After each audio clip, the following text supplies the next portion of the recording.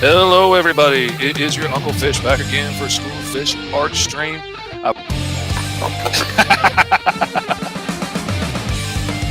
J-Man wants a Gatling gun on the end of his tail. Oh my goodness.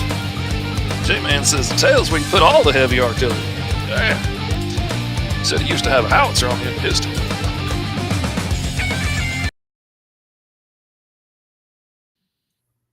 Good morning, everybody. Hope everybody is having a wonderful day. It is your ever-loving Uncle Fish back again. This time we are here for the live launch party of Green Zone, Life in the Blocks, issues 1 through 4. I'm super excited about this one. It's been a long time coming. A lot of other books have gotten made in the meantime, but issue 3 left us off on such a cliffhanger. We don't know what's going to happen to Danny after the fire, after the explosion, what's going to happen to Virgil after all his burns, going back and forth in and out of the building so many times. Is Corporal Waters going to survive? All of that and more is going to be answered live in issue 4. Super excited about it. Can't wait. We've got the campaign ready to go live. I was, knocked my computer over there. I do apologize. I'm streaming from a whole new setup because, been having computer troubles. And your ever loving Uncle Fish has been sick as a dog for the last few days. Like, so bad sick. I haven't been able to work sick, and that's crazy for your Uncle Fishy. I've been laid up not knowing which way was up or down, north or south. It's been a mess, but finally got to where I can breathe a little bit again. Tried to make myself laugh and resonate as much gunk out so I could hopefully get through this without a coughing fit. Anyway, love you guys. Super glad to be here. Super excited to be launching it. And excuse me. We're just going to go ahead and launch it. We're not going to wait for anything fantastic because I don't know how long my voice is going to hold out. So we are going to go ahead and hit the launch button. I've read over the launch project. Boom, boom, boom, boom. Boom! Congratulations, your project is live. So Green Zone, Life in the Blocks, issues 1 through 4 is now live on Kickstarter.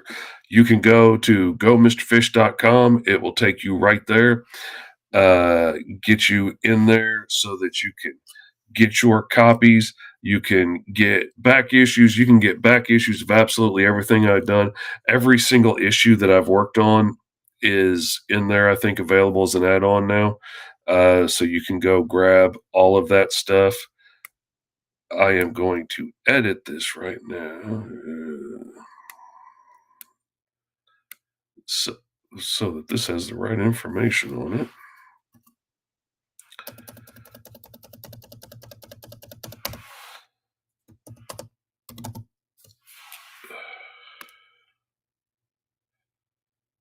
See and show. There we go. Green Zone 1 through 4 live on Kickstarter. Go MrFish.com. Go check it out now. Hey, we got 3 backers already. Up to $63. Look at that. Wonder who got that first place spot. Let me turn on the chats just in case because I'm not seeing anybody show up. Let's see who got the first spot.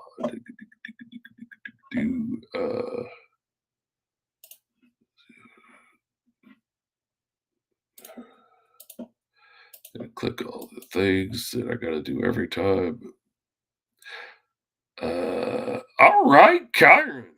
Getting in there with the first one. Morgan almost got it. Man, Morgan was in there right after you, but Kyron, I know what Kyron did. Kyron did the exact same thing that I do. Kyron grabbed the first thing he could find and backed it to try and get that first backer slot. That's what you do. Morgan actually picked a tier. Kyron grabbed the first thing he could find, and I respect that.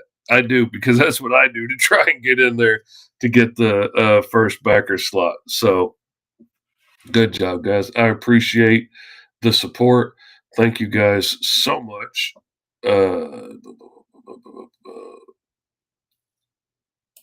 Trying to get back to the campaign so I can see it. All right. We are off to a good start. We have got 3 backers, $63. Thank you guys for your support.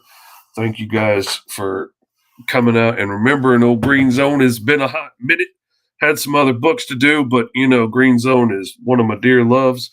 And we got so much. Oh man, thank you, Dana. Well, I'm trying to use the mouse to click on it on my other computer. Thank you, Dana, man. I appreciate it. I dearly love this story, and I got parts 1 through 3 of a 4-part series of their first shift done. I can't leave it on a cliffhanger and not finish it. So I absolutely had to find time to get back to it. It's been a bit of a grind to try and force it in among all the other stuff, but I've got it in. I'm super excited about it, and I'm really excited about the trade paperback that we're going to put out later this year because it's going to have extra stuff in it. It's going to have every little story that I've ever done in the world of Green Zone, little shorts and stuff that I've done. It's going to have character bios for all the characters that we've seen of any importance in Green Zone, not just the ones that are in the source book. It's going to have some expanded backstories on them. And I'm also seriously contemplating doing a like a director's cut of the story and cutting some things up and reorganizing it to the way I kind of really wanted it to be, but it was going to be too long to do it that way. It wouldn't have fit in a comic book size story that way. And I was advised against originally from making the books too long in the beginning. So I had to kind of truncate some things to make everything fit within, like 24 pages or whatever. So I I'm thinking about seriously going back and recutting it, adding in some pages, and even some places like cutting up pages and moving them and adding panels and stuff in between. Because, like, I had to cut out some really funny bits and jokes that I wanted to put in there. I had to cut out a lot of little things that I wanted to put in to explain more of the world and show off more of the characters and their attitudes and their interactions, but you only got so many pages, and you got to get the story told. So getting the story told was most important to get these 4 issues done. But now to do the trade, I'm going to be adding a couple of pages of new stuff anyway. So, what if it ends up being 10 or 16 extra pages? Who cares? It's my story. I can do what I want with it. And I would rather get, one chance to make one epic tale out of it that really shows off that whole day than just what I could fit in the comic books. Kind of like the difference between taking something from being a TV show to being a movie. You've got a longer period to tell the story and get it out there. You can do things in that you can't do in an episodic TV show, which is kind of like going from the floppies to a trade. And if I'm going to go from the floppies to a trade paperback, why not just turn it into like a graphic novel instead of like a collection of separate stories? So that's kind of what I'm thinking about doing. I'm actually thinking about going back and recoloring issue 1 just so it blends better with the rest of the books. But anyway, we've got 4 backers now. Thank you very much. Up to $68. Uh, I appreciate y'all. Thank you so much. Oh, I don't know how long this voice is going to hold out on me. About this time of being sick, my wife completely lost her voice. And she's a cute little tiny thing already and has a cute little tiny voice already, but it just disappeared to like a mouse squeak, and you'd only hear the highest little pitch squeaks. Oh my God, it was so cute. I felt so bad for her, but it was so cute. Oh my goodness. Hold on. Apologize if that came through. I tried to mute the mic. I don't know if it always works. Anyway. Oh, look at that. We're up to 5 backers. We're about to crack the $100 mark, baby. Woo! Let's go. And where do we go for that? Oh, baby. You know where we go for that. Hold on. Where I just saw him a second ago. Oh, there we go. We don't need to see for this. Where do you go, baby? You gotta go, Mr. Fish, brother. You need to get out there, go, Mr. Fish, and you need to go click on it. You need to get your copy of Green Zone because you want to know what it's like. You want a story that's going to tell you what it's like in a hellish landscape where the whole system's out to get you. And society has decided to outlaw you as a human being, and it's illegal to be who you are. I wonder what that's like, baby. If you want to know, check out Green Zone. Everybody thinks that you're a bad guy, you're a villain waiting to happen. It's illegal to be who you are, and now you've got to fight and prove for 5 years. If you can survive as a civil servant for 5 years and prove that you're not a threat to humanity, then maybe you can get your green card. Maybe you can move out of the ghettos. Maybe you deserve the kind of life a human can. Well, not a human life, but you deserve some kind of something better. And the humans like to pat themselves on the back and say, they can pull themselves out of the ghetto if they wanted to. All they got to do is pull themselves up by their bootstraps. That's it. They've got a way out if they want it. They don't tell you that only 1 in 5,000 people actually make it through to 5 years. They don't tell you how hard it is to make it through. They don't tell you how likely it is. You're much more likely to go to prison for life for accidentally using your powers during that 5 years than you are to make it to freaking citizenship. Oh, they don't tell you that because that's not part of the narrative. That's not part of the narrative. They want to make you feel like there's a way out. They want to pat themselves on the back and say, they could do it if they wanted to. It's their own fault for being poor. It's their own fault for living in the ghettos we shoved them in. So if any of that sounds interesting to you, baby, go check it out. Green Zone Life in the Blocks. You can check it out at GoMrFish.com right now. It is live. It'll be live all the month of February, and you can check it out. This is one of the longer campaigns I'm doing in one of the shorter months of the year. But I decided to go the whole month this time, so it's live from now until the end of the month. Check it out. GoMrFish.com. Oh, that's about all my throat's going to be able to take. I was planning on live streaming for a lot longer, but I don't think my throat's going to take it, and I don't want to go in any more giant coughing fits on the air. So, sorry to have to dip out early, everybody. I love you. Thank you for backing the book. I hope you enjoy it. Check it out. Green Zone Life in the Blocks. All 4 issues are available. If you haven't read it before, you can get the digital tier. You can get the digital catch up. You can get your own tier. Build your own tier for $5. $5 just covers the shipping cost, just to ship a box out to you. Put whatever you want in there. You want to put back issues of Caw in there, you go nuts. You want to just get a copy of Alice Lost in Wonderland because you missed that, grab that tier, put your copy of Alice in there. There you go. You want to get the Alice and Big Ten standees? Do it. You want to get yourself a Green Zone t-shirt, hand pressed by your Uncle Fishy. Quality, nice t-shirts that you're actually going to wear with a good, high quality DTF print on there that's going to last. I wear these shirts every single day, mainly just to test them out because I'm not going to sell anything that I don't think's quality. I've been wearing this shirt for like a year. It's been through the washer probably 20, 30 times in that I have several shirts. I'm not just wearing one shirt all day for 6 months. No, but I've been wearing this shirt for a year and it still looks great, still feels great. Sleep in it, wear it all day. I totally enjoy it. So I wouldn't be selling you a t-shirt if I didn't like it. I am no more going to put my name on a t-shirt that's not quality.